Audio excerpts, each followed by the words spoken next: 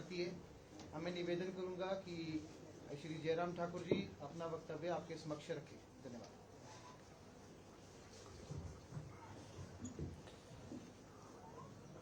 मित्रों, आज की इस पत्रकार वार्ता में आप सबका स्वागत है।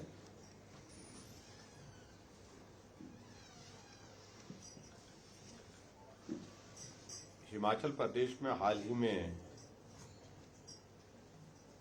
पंचायती राज संस्थाओं के शहरी निकाय के चुनाव संपन्न हुए हैं और चुनाव संपन्न अगर हुए हैं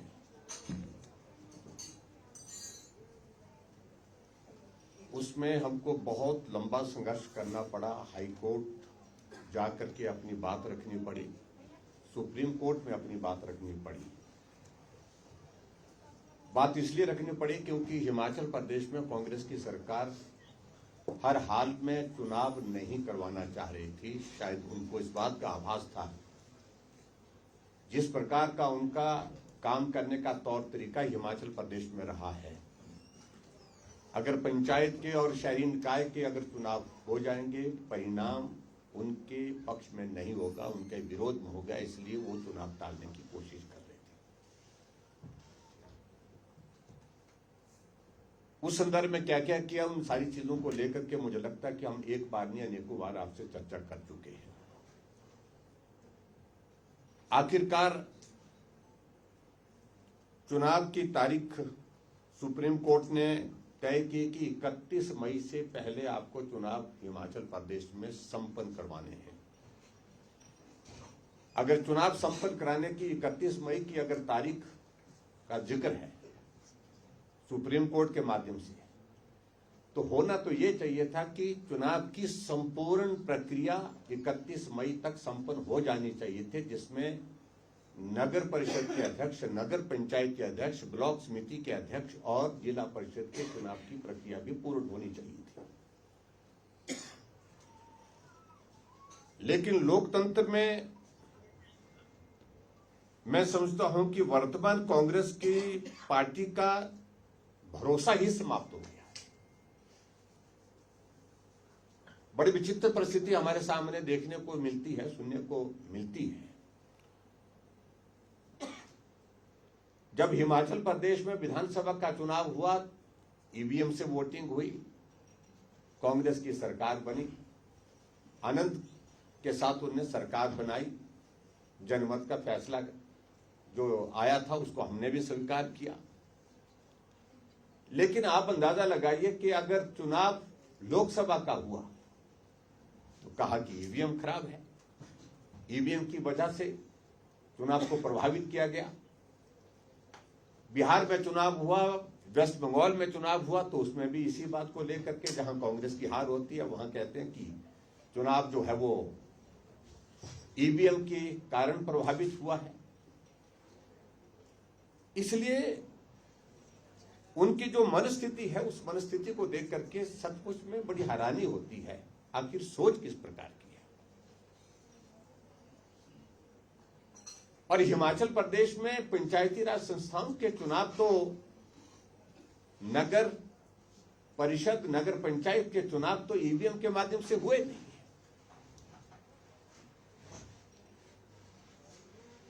ये चुनाव तो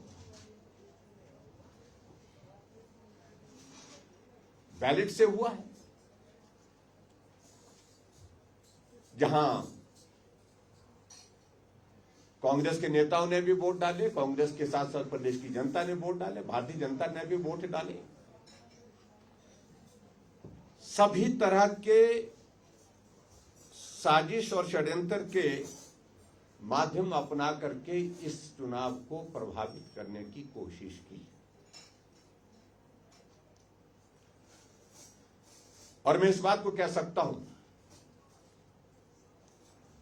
कि शायद मुख्यमंत्री का जो आकलन था चुनाव से पहले, जिनको लग रहा था कि चुनाव होंगे तो परिणाम उनके पक्ष में नहीं होगा, इसलिए डिजास्टर एक्ट लगा दिया। डिजास्टर एक्ट लगाने के साथ साथ में कई तरह के जो प्रयास किए गए, उनका आकलन सही था कि चुनाव का परिणाम उनके पक्ष में नहीं था।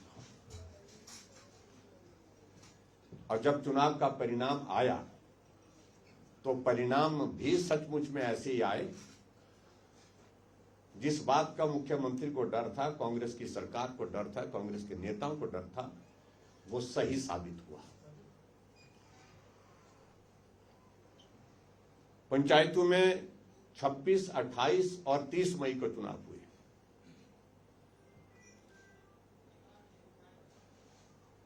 और क्योंकि पंचायत प्रधान, बीडीसी, पंचायत के प्रधान, उप प्रधान और वार्ड मेंबर के चुनाव का परिणाम उसी दिन, जिस दिन चुनाव होता है उसी दिन घोषित होता है। और पंचायत प्रधानों के संदर्भ में अगर मैं कहूं, लगभग हिमाचल प्रदेश में 70% पंचायत के प्रधान, उप प्रधान भारतीय जनता पार्टी के पक्ष में गए हैं।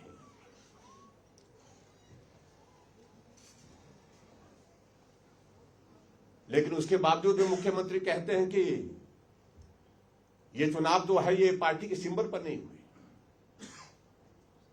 हाँ, पार्टी के सिंबल पर नहीं हुए, लेकिन इस बात को लेकर के मैं बड़ा साफ कह रहा हूं कि हिमाचल प्रदेश में ये पहली बार हमने देखा कि जनता ने कांग्रेस के चेहरों को चुन चुन करके, ढूंढ करके हराया पंचायत के चुनाव में, और जनता ने चुन चुन करके, ढूंढ करके भारतीय जनता पार्टी के चेहरों को जिताया है। ये हकीकत है, ये सच्चाई है जिसको उनको स्वीकार करना चाहिए।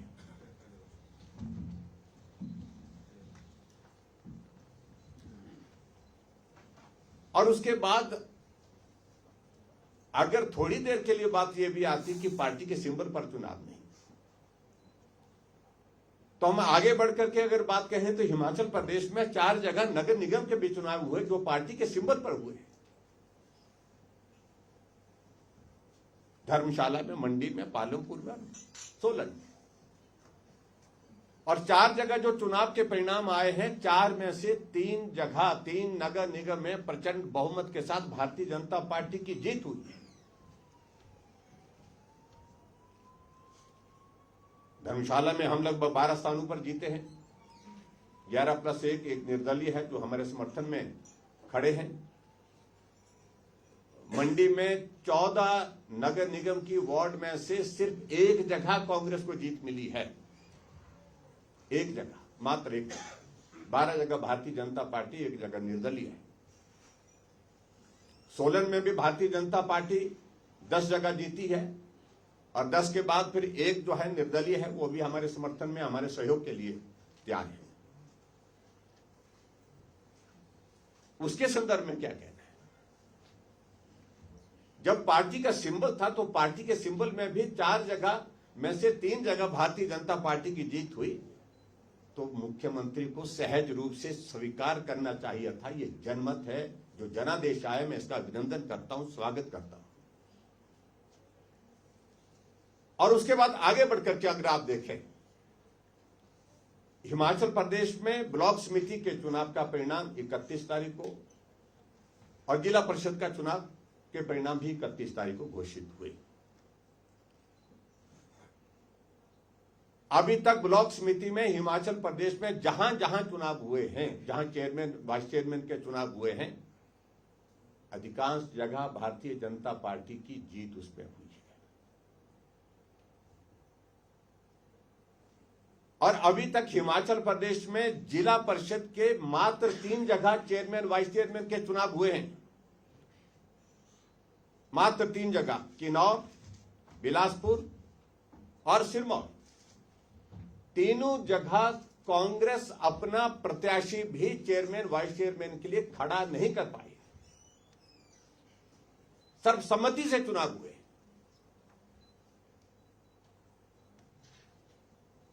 लेकिन आज जिस विषय को लेकर के हम आप सबके बीच में बात करने के लिए आए हैं, जनमत आने के बावजूद भी, और जनमत भी वो जनमत है जो जमीन का है, लोकतंत्र की सबसे छोटी इकाई, सबसे मूल इकाई पंचायत होती है। वहां का जनादेश आया है, यानी कि जमीन से आवाज आई है, जमीन से आवाज ये आई है कि जमीन कांग्रेस के पांव तले खिसक चुकी है। मुख्यमंत्री को इस बात को स्वीकार करना चाहिए। लेकिन पूरी सरकार चुनाव के परिणाम को प्रभावित कैसे कर सके, बाधित कैसे कर सके, उस सारी चीज को लेकर के अपनी योजना में लगी हुई है। पहले चुनाव नहीं करवाना, चुनाव को डिले कराने के लिए डिजास्टर एक्ट का हवाला दे करके, फिर रोस्टर में परिवर्तन करके, और रोस्टर में परिवर्तन करने के बाद 5% का कोटा डिप्टी कमिश्नर तय करेगा। कोर्ट ने उसको भी निरस्त कर दिया। एक नहीं अनेकों स्तर पर जो है चुनाव की प्रक्रिया को बाधित और प्रभावित करने की कोशिश हुई। और अब जब चुनाव का परिणाम आ चुका है, तो चुनाव का परिणाम आने के बाद कांग्रेस में खलबली मच गई। पार्टी हाईकमान ने गंभीरता से संज्ञान लिया। अगर मोटे तौर पर अगर हम बात कहें, हिमाचल प्रदेश में 12 जिला परिषद है, 12 में से 10 जगह भारतीय जनता पार्टी का सीधा स्पष्ट बहुमत है। 3 जगह तो चुनाव का परिणाम आ गया, चेयरमैन वाइस चेयरमैन के, जहां कैंडिडेट भी खड़ा नहीं कर पाए। लेकिन दिलचस्प बात इसमें यह है कि अब क्या किया जा रहा है, जहां नगर परिषद में भाजपा का बहुमत है वहां चुनाव की तारीख नहीं दी जा रही है। जहां नगर पंचायत में भाजपा का बहुमत है, बार बार आग्रह करने के बावजूद भी तारीख चुनाव की नहीं दी जा रही है। जहां ब्लॉक समिति में भाजपा का बहुमत है, वहां पर भी चुनाव की तारीख नहीं दी जा रही है। जहां जिला परिषद में भाजपा का बहुमत है, वहां पर भी चुनाव की तारीख नहीं दी जा रही है। क्यों नहीं दी जा रही है? इसलिए नहीं दी जा रही है कि एक एक पार्षद की स्क्रूटनी करके इसके खिलाफ क्या किया जा सकता है। अगर इसके खिलाफ कुछ नहीं बन सकता है, इसके रिश्तेदार के खिलाफ क्या किया जा सकता है। कर्मचारी है तो रिश्तेदारी में उनको ट्रांसफर किया जा रहा है, विजिलेंस के केसेस किए जा रहे हैं, और विजिलेंस के केसेस करने के साथ साथ में हर तरह से प्रभावित और प्रताड़ित करने की कोशिश की जा रही है। अब आपको बता रहा हूं मैं,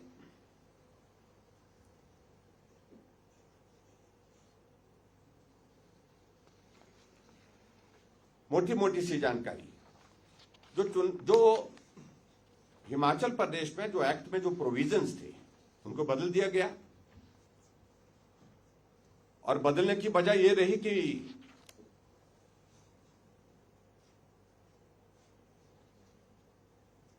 कि चुनाव को हम ज्यादा से ज्यादा लंबा समय तक खींच सके, यानी कि उस चुनाव को हम किस तरह से हम रोक सके।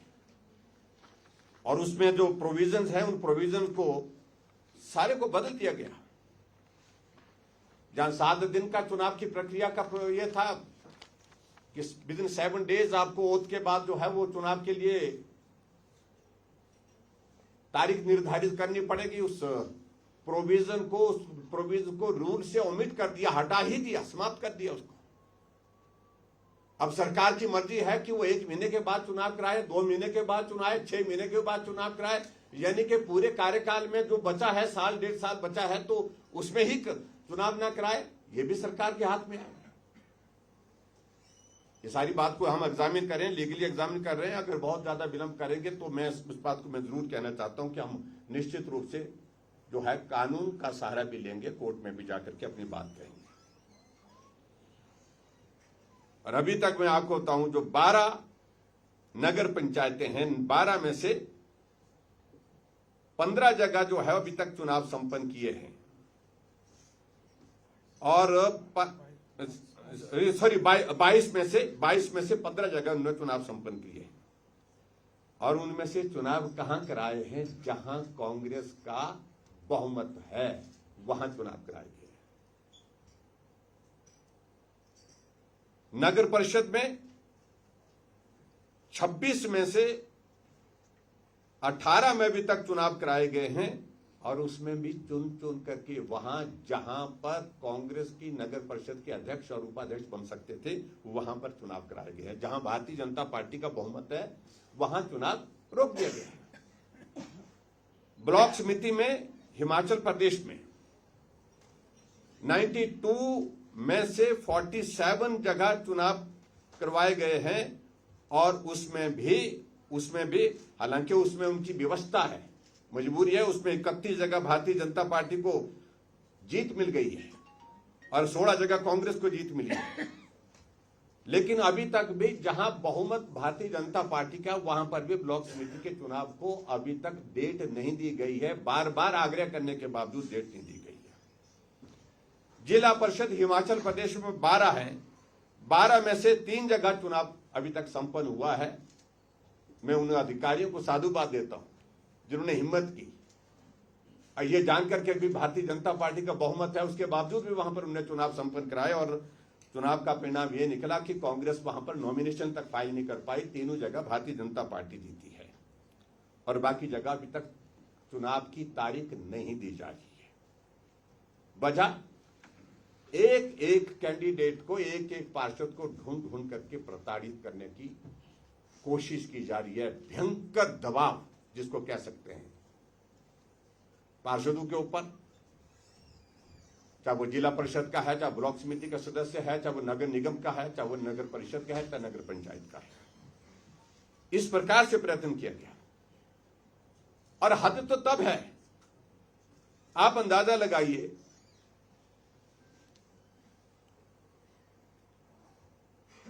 हमीरपुर जिला के अंतर्गत सुजानपुर में वहां पर नगर परिषद का चुनाव संपन्न हुआ और नगर परिषद के चुनाव में वोटिंग का जो प्रोसेस है, सीक्रेट वोट होता है, सीक्रेट बैलेट पेपर होता है, उससे वोट डाला जाता है।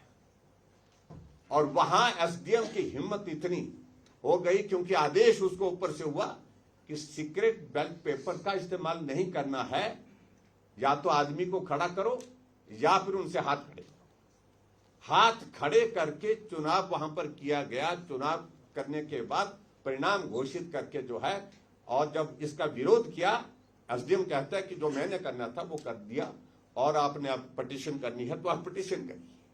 हाई कोर्ट में मामला लंबित है।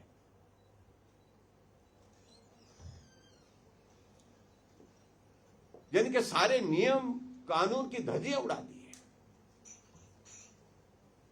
और हमीरपुर में एक वार्ड में भारतीय जनता पार्टी का जो प्रत्याशी है उसका नॉमिनेशन जो है एसडीएम ने जो है वो खारिज कर दिया था और जाकर के बीजेपी फिर उसके बाद फिर हाई कोर्ट में गई।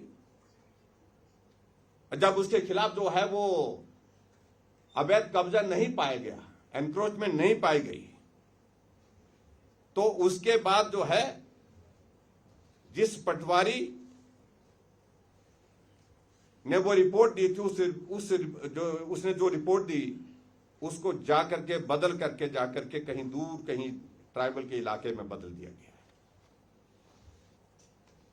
अब ऐसी कितनी बातों का हम जिक्र करें। मैं इस बात को लेकर के बहुत लंबी बात न करते हुए ये जरूर कहना चाहता हूं कि मुख्यमंत्री जी, आप सारी सीमाओं को पार कर चुके हैं। साजिश और षड्यंत्र, और कांग्रेस के वरिष्ठ नेता बार बार इस बात का जिक्र करते हैं। आप लोगों ने उनकी बात अभी तक भी जो है वो दुनिया में नहीं है, लेकिन उसके बावजूद भी सुनते होंगे कि हमेशा उन्होंने साजिश और षड्यंत्र से ही काम किया है। आज भी सत्ता में होने के बावजूद सत्य तो बोलते नहीं हैं, और सत्य नहीं बोलते हैं ये उनके स्वभाव का हिस्सा बन चुका है। और इस चुनाव के, पंचायत के और नगर निकाय के चुनाव को प्रभावित करने के लिए जो साजिश की जा सकती है, षड्यंत्र किए जा सकते हैं, वो तमाम षड्यंत्र का इस्तेमाल किया जा रहा है।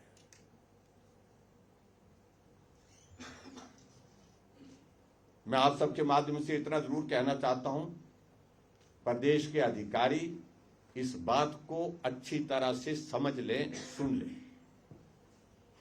हम भी सूची तय कर रहे हैं उन अधिकारियों की जो बार बार इस चुनाव को सरकार के दबाव के कारण सरकार के कहने पर टाल रहे हैं, तारीख नहीं दे रहे हैं। आज हिमाचल प्रदेश में चुनाव का, पंचायती राज संस्थाओं के चुनाव के परिणाम को घोषित और नगर निकाय के चुनाव के परिणाम को घोषित हुए 28 दिन हो गए। 28 दिन हो गए, मैं 28-29 दिन हो गए, 28 दिन हो गए। 31 तारीख को परिणाम निकले थे और उसके बावजूद भी आप अभी तक अध्यक्ष, उपाध्यक्ष, मेयर, डिप्टी मेयर के चुनाव की तारीख नहीं दे रहे।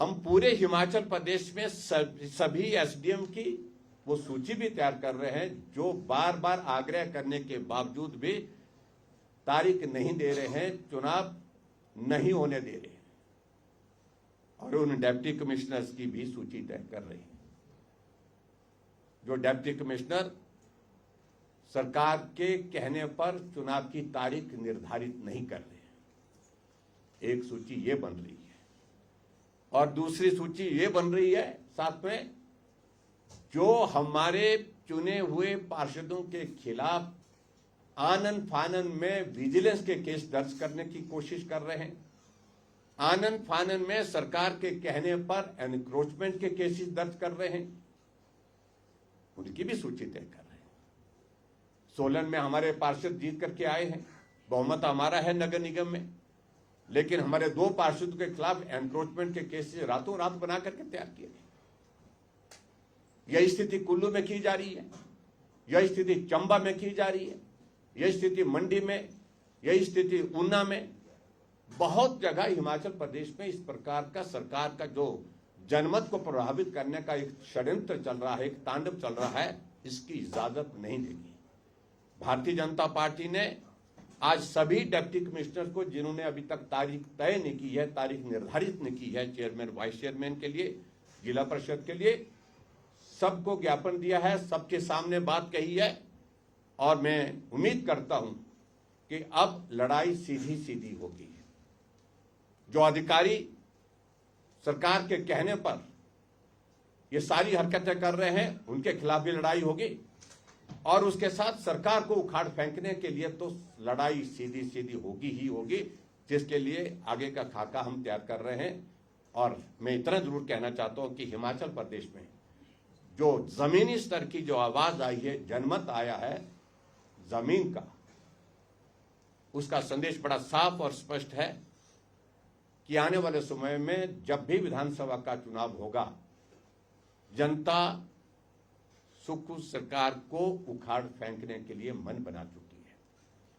तो मित्रों, आज की इस पत्रकार वार्ता में मुझे प्रमुख रूप से जो कांग्रेस सरकार हिमाचल प्रदेश में जनमत को प्रभावित करने के लिए कोशिश कर रही है, जनमत को बाधित करने की कोशिश कर रही है, उसके संदर्भ में बात मुझे कहनी थी।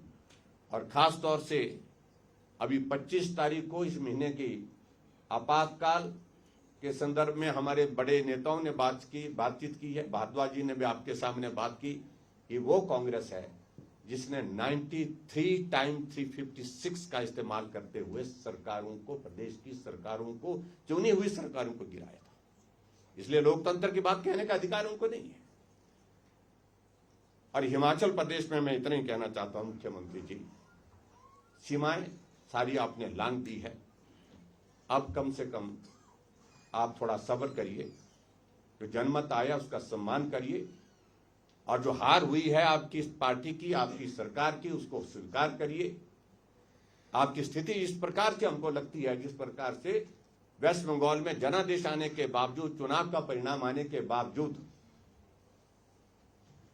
टीएमसी हार गई, लेकिन उसके बावजूद भी ममता दीदी कहने लगी कि मैं त्याग पत्र नहीं दूंगी। हम यहां त्याग पत्र की बात नहीं कर रहे हैं मुख्यमंत्री से, वो हो ही जाएगा अपने आप। नैतिकता अगर है तो मुझे लगता है कि उस पर उनको जरूर विचार करना चाहिए। लेकिन इतनी स्थिति जो टीएमसी के वहां के नेता ममता दीदी जी की हुई है, मुझे लगता है कि मोर और लेस मतलब वही स्थिति जो है हिमाचल प्रदेश में प्रदेश के मुख्यमंत्री की है। और मुख्यमंत्री तो आजकल भविष्य वक्ता हो गए हैं, भविष्यवाणियां कर रहे हैं कौन आने वाले समय में मुख्यमंत्री बनेगा, और जिस प्रकार की भविष्यवाणी वो कर रहे हैं, हिमाचल प्रदेश के कांग्रेस पार्टी के जो बहुत वरिष्ठ नेता है, सीनियर लीडर्स हैं, एस्टैब्लिश्ड लीडर्स हैं, उनका भविष्य तो उन्हें चौपट कर दिया अपनी भविष्यवाणी से। तो ऐसी हरकतों के लिए, ऐसी बातों के लिए हिमाचल के मुख्यमंत्री जाने जाते हैं, जो हमेशा साजिश और षड्यंत्र की बात करके जो है आगे का रास्ता निकालने की कोशिश करते हैं। और मैं एक बात और भी जरूर कहना चाहता हूं कि जहां वो बातें गुटों की करते हैं, मुख्यमंत्री जी आप तो जब पार्टी के अध्यक्ष रहे तब भी एक गुट ही चलाते थे, और आज हिमाचल प्रदेश में कांग्रेस की सरकार है, लेकिन उसमें भी एक गुट को ही चलाती है। पार्टी नहीं चला रहे हैं, सरकार नहीं चला रहे हैं। इस बात को मैं बड़ा साफ कहना चाहता हूं, और इस बात को लोग जो है वो अपने आप आपके कांग्रेस के जो वरिष्ठ नेता हैं वो भी स्वीकार कर रहे हैं, वो भी इस बात को कहते हैं कहां की सरकार है, ये तो सरकार ही एक गुट की है, बाकी तो सब ठिकाने लगा करके रखे हैं। इतनी ही बात कहना चाहता हूं मैं, और मैं उम्मीद करता हूं आज की इस पत्रकार वार्ता के बाद सभी अधिकारी इस बात का संज्ञान लेंगे और जल्दी से जल्दी जो है लोकतंत्र का सम्मान करते हुए ब्लॉक समिति, नगर परिषद, नगर पंचायत, नगर निगम और जिला परिषद चुनाव की तारीखें जो है वो निर्धारित करके, जहां जहां निर्धारित नहीं हुई उसको निर्धारित करके परिणाम जो है वो जो भी होगा उस पक्ष में जो है अपना फैसला करेंगे। बहुत बहुत धन्यवाद। नमस्कार। सर, आपने कहा कि अधिकारियों की 2 तरह की सूची तैयार की जा रही है, क्या इनके खिलाफ भी कानून का सहारा लिया जाएगा? निश्चित रूप से, हर तरह से। कुछ चीजें अभी करेंगे, कुछ चीजें कुछ वक्त के बाद आएंगे, जब वक्त आएगा उस वक्त करेंगे, लेकिन अब बर्दाश्त की सीमाएं जो है वो पार हो चुकी है, हद हो चुकी है। सारी चीज को लेकर बड़ा साहब कह रहा है। सर, इसके लिए रिस्पॉन्सिबल तो अधिकारी नहीं, मुख्यमंत्री या कैबिनेट है, तो उनके खिलाफ आप कुछ नहीं कर रहे, कोई डील है? देखिए, मुख्यमंत्री के खिलाफ अब इतना हम बोल दिए, इसके बाद कुछ करने की जरूरत रहती है। जो करना है वो वक्त पर करेंगे, लेकिन उनके खिलाफ जो लड़ाई लड़ेंगे वो तो लड़ेंगे ही लड़ेंगे। लेकिन हम कह रहे हैं अधिकारी कम से कम जो है कठपुतली ना बने उनकी, इतना मैं जरूर कहना चाहता हूँ। सर, नगर निकाय चुनावों में जो चेयरपर्सन बनने थे, एमएलए के वोट की बात हो रही थी, भाजपा हाईकोर्ट भी गई थी, उसके बाद सरकार सुप्रीम कोर्ट चली गई। आप लोगों को उससे क्या नुकसान हो रहा था? और तो निश्चित रूप से देखिए, ऐसा है कि मैंने कहा ना कि वर्तमान के जो मुख्यमंत्री वो हमेशा एक हेल्थी ट्रेंड के साथ, हेल्थी सोच के साथ, स्वस्थ सोच के साथ, अगर हिंदी भाषा में कहूं, में काम करने के आदी नहीं है। अब आप अंदाजा करिए, शिमला का मेयर का कार्यकाल कितना था? 2.5 साल के था, और उसमें उनने वो प्रावधान जोड़ करके उसको 5 साल के लिए कर दिया। किस लिए कर दिया? क्योंकि उनके मित्र हैं। मित्र का कार्यकाल 2.5 साल का कैसे हो सकता है? वो 5 साल का ही होना चाहिए। उनका बस चले तो 10 साल का करें, वो 15 साल का करें। तो बीच में इस तरह की बातें करते हैं, और उसके बाद जब कोई रास्ता नहीं बचा, अब पंचायत के चुनाव के परिणाम आए, अब उसमें जो एनक्रोचमेंट वाले इश्यूज को लेकर के वो जिस प्रकार से तेजी से वो कोशिश कर रहे हैं कि हम कुछ एक काउंसलर्स का, कुछ एक पार्षदों का वोटिंग राइट ही हम सीज कर सके, उसके लिए रास्ते तलाश रहे हैं। तो इसलिए मैं यही कहूंगा कि स्वस्थ सोच के साथ आगे बढ़ने की आवश्यकता है। हमारे समय में पंचायत के चुनाव हुए, कोविड का दौर था, लेकिन हमने ना तारीख बदली, हमने चुनाव कराए, और चुनाव के बाद जो परिणाम आए उसको स्वीकार किया। कुछ जगह जीते, कुछ जगह हारे, लोकतंत्र है, लोकतंत्र को स्वीकार करना है। सर, अब जो चेयरपर्सन नहीं बन रहे हैं, तो आप लोग क्या फिर से कोर्ट जाएंगे? लेकिन जो आपने एक तो बात पर्टिकुलर कही, जो विधायकों वाली बात है, तो वो भी उसी तरह से, वो भी एक साजिश का एक ये था। मैं उस पर ज्यादा टिप्पणी करता हूँ क्योंकि सुप्रीम कोर्ट ने अब उसमें फैसला दे दिया है। लेकिन उनको लगता था कि मेजॉरिटी में एमएलए उनके हैं, मेजॉरिटी जगह उनको उसका लाभ होगा, और कुछ जगह लाभ हुआ उनका। जैसे कुछ जगह, जैसे मैं कुल्लू में देखता हूं, कुल्लू में उनको उसका लाभ हुआ, चंबा में उनको लाभ हुआ, नाहन में लाभ हुआ है, और जगह कई जगह लाभ हुआ है। लेकिन हम उन सारी चीज को लेकर के अब ज्यादा टिप्पणी नहीं करना चाहते। हम तो जो साजिश षड्यंत्र जो कर रहे हैं चुनाव ना करवाने की, चेयरमैन वाइस चेयरमैन के चुनाव की तारीख को लंबा लंबा लंबा करने के लिए जो प्रयास किए जा रहे हैं वो दुर्भाग्यपूर्ण है। सर, बागवानी मंत्री जगत नेगी कह रहे हैं कि जो किन्नौर में कांग्रेस के नए जिला अध्यक्ष बने हैं वो भाजपा की बी टीम है, क्या वो है बी टीम भाजपा की? देखिए, अगर उनने कहा है, हमें कोई मानने के लिए कोई ऐतराज नहीं है। हमारा ही आदमी अगर कांग्रेस पार्टी का वहां अध्यक्ष बन जाता है तो मुझे लगता है कि परेशानी तो उनको ही होगी। कुल मिलाकर के हमें तो कोई परेशानी नहीं है। उनकी पार्टी के अंदर जब उनकी स्थिति ऐसी है कि उनके जिले में उनके कहने पर पार्टी का अध्यक्ष नहीं हो सकता है, नैतिकता तो ये उनको छोड़ देना चाहिए उनको, इसलिए वो मंत्रिमंडल में। नैतिकता तो ये बनती है जब उनके कहने पर कुछ है नहीं, पार्टी में उनकी नहीं मानी जाती है और सरकार में भी बहुत ज्यादा नहीं मानी जाती है। वो तो सिर्फ और सिर्फ जो है वो बॉम्बू बना करके रखे हुआ हमारे लिए, हमारी सेवा में रखा हुआ डेडिकेट करके मुख्यमंत्री जी ने। चलो, उनकी सेवाएं ले रहे हैं, लेते रहे, हमें कोई आपत्ति नहीं, हमें कोई फर्क नहीं पड़ता है। लेकिन असली बात आज उनको एहसास हुआ है कि उनके साथ हो क्या रहा है। देर से मालूम पड़ा कि अंदर अंदर क्या हो रहा है। जो हो रहा है वो उनके हित के लिए नहीं, मैं इतना ही कह रहा हूँ। असर प्रदेश में विपक्ष के रोल पर भी चर्चा हो रही है, आपके रोल पर भी सवाल उठ रहे हैं। एचआरटीसी कर्मचारियों की हड़ताल होती है, कर्मचारियों पर एस्मा लगाया जाता है और विपक्ष की तरफ से एक या दो प्रतिक्रियाएं आती हैं। आपको लगता है हमने बड़े सख्त प्रतिक्रिया दी है। बिल्कुल, हमने कहीं भी कोई प्रश्न खड़ा होने का सवाल ही पैदा नहीं होता। ये वर्तमान सरकार कांग्रेस की जो बार बार कहते थे कि हम कर्मचारी हितैषी हैं, पक्की नौकरी, 58 साल वाली नौकरी, पेंशन वाली नौकरी, ऐसी भाषण दिए जाते थे उस वक्त के। आज जो है वो कितने घंटे के लिए अपॉइंटमेंट हुई? 3 घंटे के लिए। 3 घंटे के बाद उनकी नौकरी समाप्त हो गई। ज्वाइनिंग से पहले ही उनकी नौकरी समाप्त कर दी गई। तमाशा ही है। जो पक्की नौकरी, 58 साल वाली, पेंशन वाली नौकरी की बातें कह रहे थे। और हमने एक बात जरूर कही, आंदोलन होते हैं, एस्मा जैसी स्थिति दुर्भाग्यपूर्ण है, तब भी कहा है और आज भी कह रहे हैं। So thank you very much. आप सभी का धन्यवाद। आप चाय का मतलब आइए जी।